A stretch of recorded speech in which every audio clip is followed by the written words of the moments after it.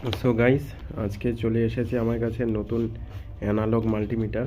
Digital multimeter তো প্রচুর ব্যবহার করেছি, এরকম বা এর থেকে দামিগুলো 500, এগুলো হোলসেলে 100 টাকা থেকে 110 টাকায়, আর রিটেলে 150 থেকে 160-70 বা 140-এও পেয়ে যেতে পারো।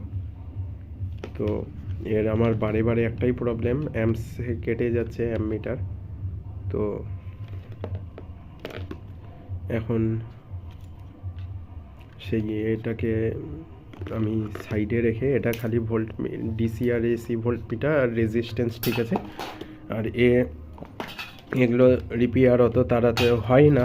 আমি খুব কমই, মানে 20টা খারাপ হয়েছে তো এক দুটো রিপেয়ার করতে পেরেছি, কারণ সব এসএমডি, আমার এসএমডি রিপেয়ারিংয়ে কিট নেই, হট এয়ার গানও নেই।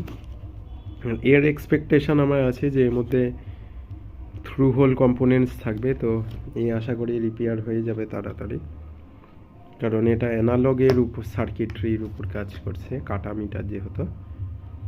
আর এর রেসপন্স টাইম অনেকটা ফাস্ট ডিজিটালের থেকে।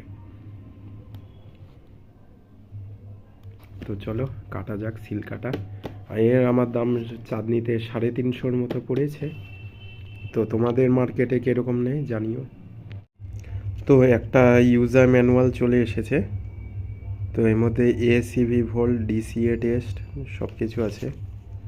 তো এর মডেল হচ্ছে মাল্টিমিটার বা মাল্টি টেস্টার YX360।